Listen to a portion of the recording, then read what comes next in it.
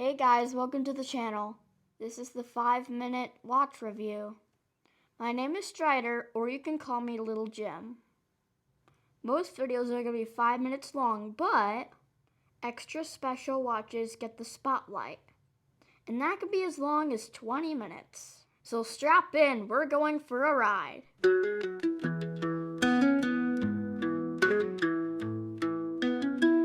When I wake up at night, I gotta know the time. Can I sleep some more? Out of bed I climb. Check throughout my work day, counting down to lunch. Looking at my wrist all day, checking the time a bunch. It's not just about the time, it's part of my identity. The character of the design, exhibiting my complexity. The colors, my mood, rushed out the house without it, I'm screwed. Without my watch, feel nude. It's part of my life, it's who I am. I'm a big time watch lover, a huge ass fan. I know my phone has a clock, but I don't care. My phone lacks the flair. My watch shows my personality, my individuality. My interest in love, I keep buying more to satisfy my urges. I can't stop collecting, overspending splurges, emptying the bank. Now I got too many payments on Bezel services. Quartz or auto, and yeah, you need to win the lotto to buy some complications. You spend a little, you spend a lot, chasing your grails and buying what's hot. Put on your diver or dress watch today, classy for the office or rugged. Hey guys, welcome back to the channel. Thank you so much as always for coming back. If you are a subscriber, thank you for always being here and being alerted when I have new uploads. And if you're new here, stick around a while, check out some of the videos, see if you like them, and if you do, please do consider subscribing. Today we're going to be talking about the Stalingrad Defender in titanium that retails at $299 directly from Stalingrad on their website. Let's go ahead and get this open.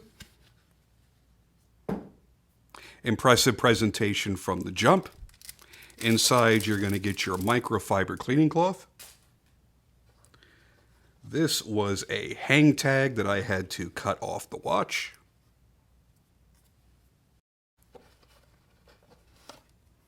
And then, of course, the warranty card. And your complimentary chiclets that you should eat right away. And inside the box is another box. Very Breitling-esque in that way. Does Breitling still package like that? I know they did a long time ago. Nice little travel box inside. When you unsnap it and open it up, it is Alcantara lined. And when you go to get the watch out, you have to slide it so that these slide up the tracks to come out. This way the watch is always oriented perfectly when you first open this up. Now we can slide this off, get all that out of the way, and take a look at the watch.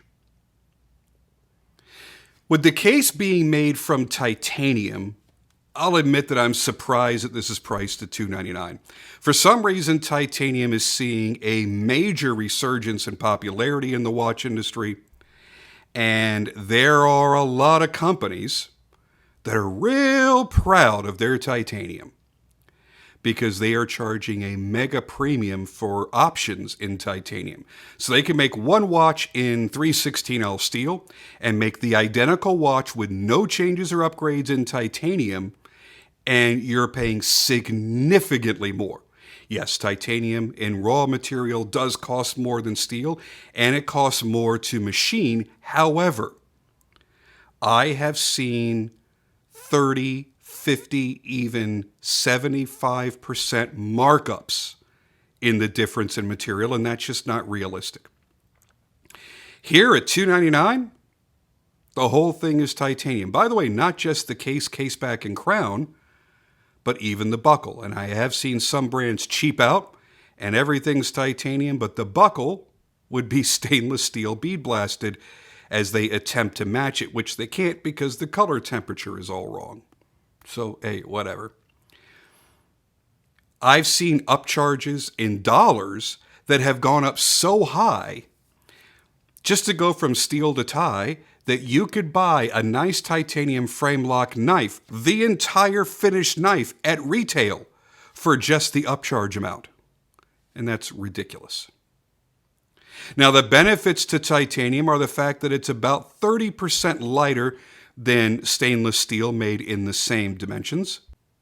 The fact that it's hypoallergenic. If you've ever known someone who would wear a watch and they take it off and they'd have a red spot on the back of their wrist where the case back was sitting, it's because they had a nickel allergy, and there's a high nickel content in stainless steel, and they're actually slightly allergic to it. Titanium, completely hypoallergenic. That's why they're able to make replacement hips and other plates and other parts that can be surgically implanted into the human body in titanium, because it is hypoallergenic. On top of that, it cannot rust and it cannot corrode. So you could take this diving and you don't even have to rinse it off with water when you're done. Everything is good.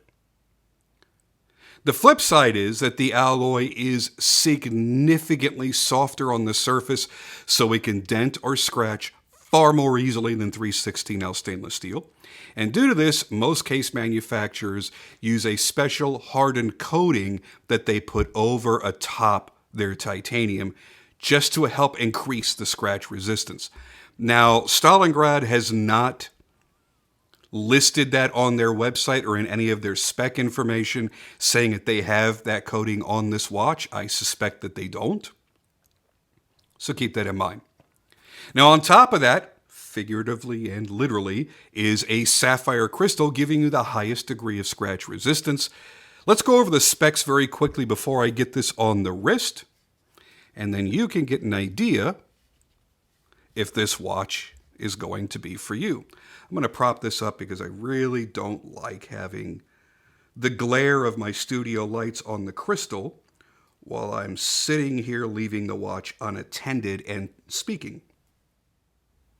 Okay, I think that's much better. I'm going to move it over here so we have room for the specs over here. Here's what you've got. For your movement, you have a Miyota 8215 automatic, which was a huge shock to me. Case material, again, is titanium. Your bezel is titanium with 120 clicks.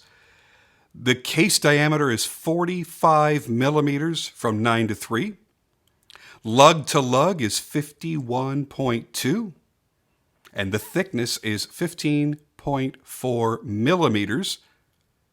The weight is 117 grams. I don't know what that relates to in ounces. I'll try to do the conversion and put it up here on the screen as I edit this video. You've got a screw-down crown, a sapphire crystal,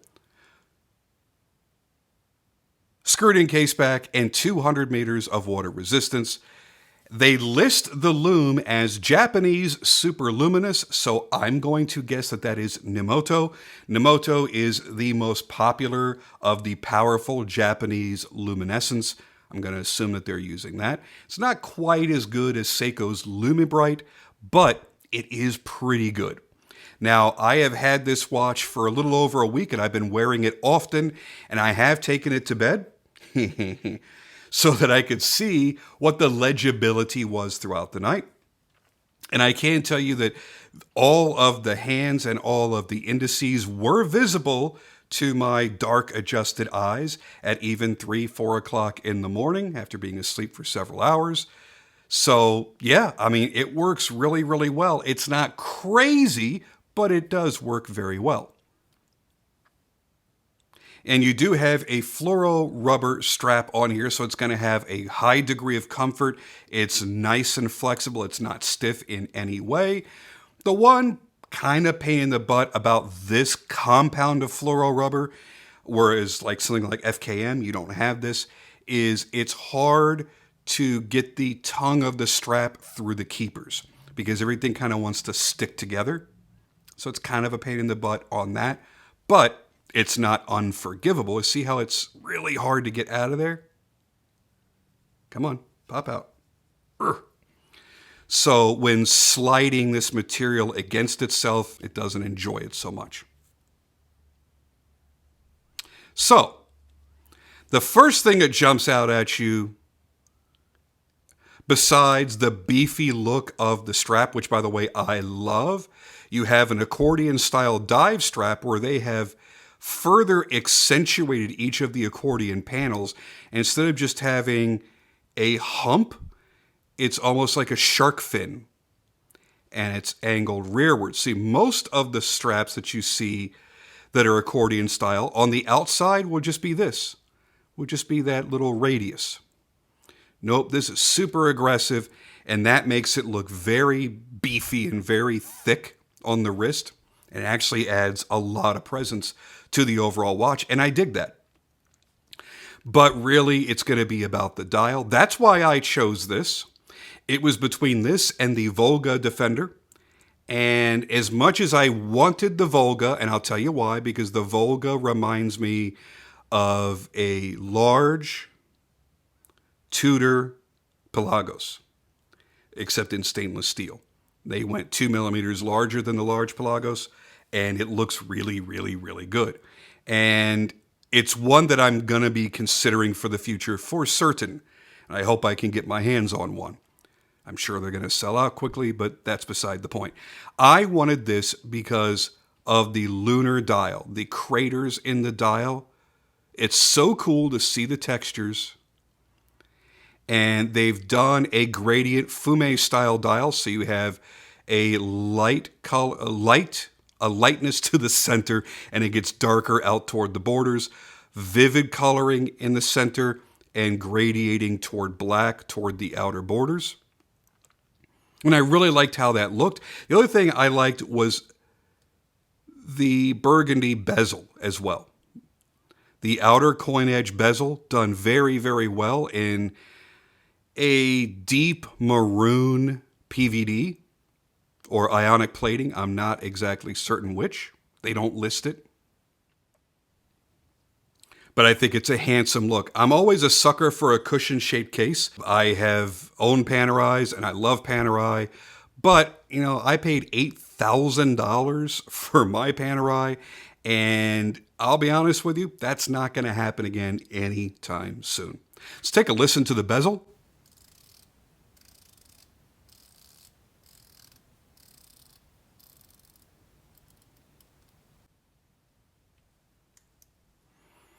It's very, very smooth, not a lot of tension, so it's very easy to, it really glides. It's very easy to rotate, and you do feel each of the 120 clicks. They're not super ratchety, but there is a tactility to them. You do feel them. Very, very nice. Not too dissimilar from a Seiko bezel, except there's zero backplay. It locks in fully, unlike most Seiko bezels, which that's kind of a shame, isn't it? All right. So you're making a watch with a bunch of premium materials like titanium and sapphire, adding in a really wonderfully comfortable rubber strap. And you spend all that time creating the process to texture the dial and the bezel to create this lunar landscape, but you phone it in on the caliber selection. Why use the 8215? I mean, sure, it's a decent movement. There's nothing wrong with the movement, but it seems like the goal here with this design, with this watch overall, was to be above average. It's not stainless steel, it's titanium. It's not mineral crystal, it's sapphire. It's not quartz, it's automatic. So that's why I'm a bit disappointed. So the 8215 movement doesn't hack. I can make it hack. You can force an 8215 to hack, because I was not going to photograph a watch with the seconds hand running. I am very particular about the 100737. Right now it's not quite there, but when I'm doing photography, it's got to be set up the proper way. It bothers me otherwise. But more importantly, the Parashock protection isn't as good as Diashock, Incablock, or Novodiak. So going with like an SII NH35 movement would be almost the same cost, and you'd have a fully hacking movement with Diashock. The shock resistance system is important because this is a daily wear kind of watch.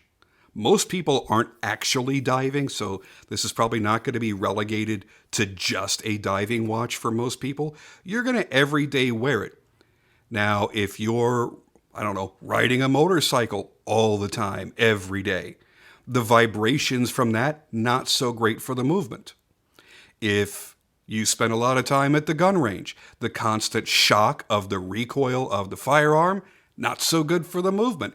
And it can cause some hiccups and inconsistencies in the calibration of the movement. And what controls that is going to be the shock system. And what that is, I don't know how much closer I can bring the camera. There is a little spring-loaded system that goes around that jewel, that ruby jewel, that suspends it so that the balance wheel doesn't experience a hard shock. And unfortunately, the parashock system in the Miyota just isn't as good as the others that are commonly used. Now, I've owned a lot of watches with the 8215, and they honestly seem to run forever. 20 years ago, it was the go-to movement for any brand who couldn't go up into Swiss automatics and didn't want to use a quartz movement. But today, there are more choices available, so I was surprised to see this in a titanium diver with a sapphire crystal that seems to be premium in every other respect. So again, I don't want to harp on it too much because it's not a terrible movement by any stretch. It's just not, I don't think that it lives up to the rest of this watch. Now, there are people out there, and I've seen the Stalingrad Facebook ads and the comments that people leave. Oh my God, there are so many people offended by the brand name.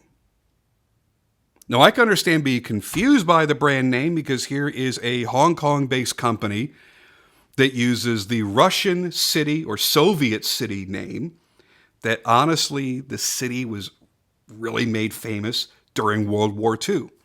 And yeah, there are certain keywords that you can't say on YouTube or they demonetize you and they can even deplatform you and they make it very, very difficult. So let's just say the evil people from Germany, okay, had invaded that particular area. And the Soviets, because they weren't Russians at the time, they were Soviets, the Soviets killed more of the evil Russian people that were commanded by the short, angry Austrian guy. They killed more of them in that battle at Stalingrad than any other time in World War II. And that was the turning point, for those of you that don't know your history, of World War II. That was where they began to lose the war and the tides had turned. The unfortunate thing is there was a tremendous tragic loss of life for the Soviets in Stalingrad that shouldn't, obviously, people shouldn't die in war. It's a terrible thing. But it was a terrible thing. It was a big tragedy. So a lot of people are offended that they chose the name Stalingrad. If this were a Russian brand and they on their own, because they're from there, chose that, I don't think anybody would have had a problem. It would have felt more like the homage that I think that this brand is intending. And that's the way I choose to look at it, that this brand is intending on paying tribute, a respectful homage to Stalingrad. Because if you look at the names, Defender and the Volga Defender, they're really reaching into the history. So I think they're doing it on purpose, and I don't think that they're doing it to offend anybody, but to pay respects. So you may not love the name on the dial, but I tell you right now, if you try this watch on, you will love the watch. Now, yes, it's big. It's a 45 millimeter, but you just saw it on my wrist. I'm wearing a 43 millimeter right now in a round case on a spinnaker. And That's where I'm at, man. 42 to 44 millimeter is my sweet spot. I am not a tiny, petite little dude. I'm 6 foot and 200 pounds. I'm a big guy. I'm not overweight or anything like that, so I don't have like these pudgy fat wrists. But I can't wear a teeny tiny little 38, 40 millimeter watch. It just looks silly on me. And I unfortunately have to discuss this on every video that I make, and I have to spend way too much time, because if I just simply said, I'm happy that this isn't a 40 millimeter, I'm happy that it's a 45, people would go, You just want everything to be a giant watch. and I have to explain to you, no. 42 to 44 is where I live. 45 isn't a stretch. I'm perfectly happy with that. And the fact that it's it's still chunky. It's 15.4 millimeters in thickness. Now, there are plenty of 200 meter divers that are 16, 17 millimeters in thickness. So yeah, they could have gone crazy with this, but I don't think that they did. I think that they were pretty well restrained, to be honest with you. And I like it. Besides, it's a cushion-shaped case. I know that when I bought my Panerai, I didn't order mine online. I went directly into the Panerai store in Dallas, and I was able to choose the size. But there was no question for me that I was going to go into the 44 millimeter. I didn't want the smaller 42 millimeter, because a 42 millimeter cushion looks way smaller. 45, 44 looks nice and beefy, and in my opinion, does not look dramatically oversized. And this is slimmer than the Panerai. So, again, the size isn't crazy. I'm so happy they went with the size that they did. I will say this, however. Let me put this back on while I'm saying it, because I think that this is important for those of you that may be considering it, and you're really on the fence, and you're thinking, I like how it looks, and I'm kind of really tempted to buy it and throw caution to the wind. However, I can't tell from the pictures. I really think it's going to be too big. I will say that because of the way they designed this strap, it does play bigger north to south. Doesn't feel bigger, but it certainly looks bigger. So other people looking at you will just naturally assume this is a larger watch than it actually is. So do keep that in mind. I think that that's pretty darn important. Now, the one thing we haven't done, and I feel bad about it, is we have not taken a look at the Lume yet. Do you think we should do that? Yeah, I think we should. So let me kind of zoom in here and see what happens when we throw a bit of light onto it. So as I said, they did a good job on the Lume. It's not the craziest Lume. It's not the brightest, and it's not the most long-lasting, but it is respectable, and I think that it works for the price range that they're floating in. Now, if this were a $500 plus watch, I would expect Swiss Superluminova. Well, let's be honest. If it was $400 or higher, I would expect Swiss Superluminova. But for the Lume that they're using at this price, I find it to be perfectly respectable. And it's been just fine for me. Let's go ahead and do a quick Lume test, where I will leave this unattended for a while and let it run. We're going to start you off at precisely 10 o'clock. That way you know how long it's been running for. Now, can I do this without putting it back into the full packaging? Yes, I can. Wow, this is going to be a good day after all. Okay, let me give it another quick little shine with the UV. I think that's all we need. And here you go.